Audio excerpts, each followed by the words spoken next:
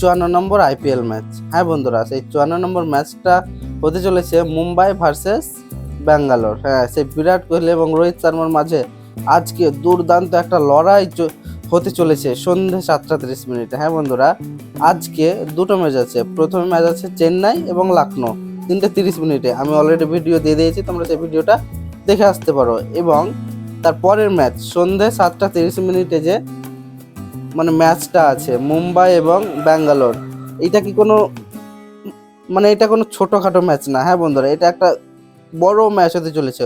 অন্যান্য ম্যাচের চাইতে এই ম্যাচটা একটু আলাদা। হ্যাঁ বন্ধুরা, একদিকে মুম্বাই ইন্ডিয়ান্স পয়েন্ট টেবিলের নিচে 9 নম্বরে আছে এবং এই বছর খুবই বাজে পারফর্ম করছে।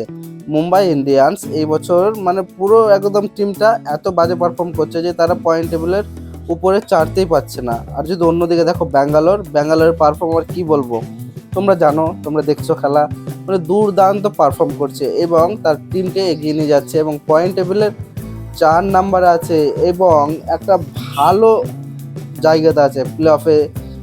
এখন যে জায়গাটা আছে, আর একটা বা দুটা ম্যাচ জিতলেই কিন্তু ব্যাঙ্গালোর প্লে অফে তাদের টিকিট কনফার্ম করে নেবে। কিন্তু মুম্বাই ইন্ডিয়ান্সের আর ওরকম প্লে অফে যাওয়ার সুযোগ নেই, কারণ তাদের পারফর্মই ওই রকম। যদিও এর আগের ম্যাচটা রোহিত শর্মাকে খেলিয়েছে বলে একটা দুর্দান্ত ম্যাচ জিতেছে, যদিও তার 5টা ম্যাচ পরস্পর হেরে আসছিল এবং রোহিত শর্মাকে ডাগ আউটও বসিয়ে রেখেছিল।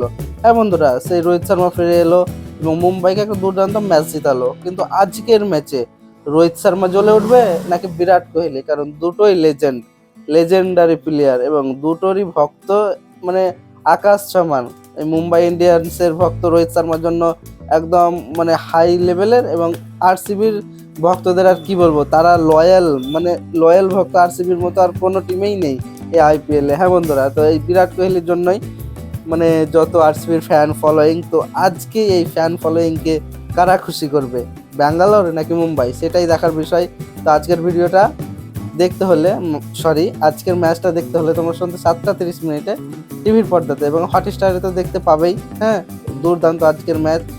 আর যদি প্রেডিকশনের কথা বলি, আজকের ম্যাচে ব্যাঙ্গালোরে জেতার সম্ভাবনা বেশি, কারণ মুম্বাইয়ের পারফরমেন্স খুব একটা এবছর ভালো না। যদিও এর আগের ম্যাচটা ভালো খেলেছে, যদি আজকেও রোহিত শর্মা ভালো খেলে, একটা প্লেয়ার তো আর রোজ রোজ ভালো খেলে না। যদি আজকে রোহিত শর্মা ফ্লপই চলে যায়, তখন টিমটার কী হবে। হ্যাঁ বন্ধুরা, তো মুম্বাইয়ের যে ভালো ভালো প্লেয়ার, জাসপ্রীত বুমরা তো এই বছর পুরো শেষ, পৃথিবীর নাম্বার 1 বোলার, এবং প্রতিটা বড় বড় ব্যাটসম্যান যে বোলারকে দেখে কাঁপে, এই আইপিএলে সে যেন ঝিম ধরা হয়ে গেছে এবং পারফর্ম করতে পারছে না, উইকেট পাচ্ছে না।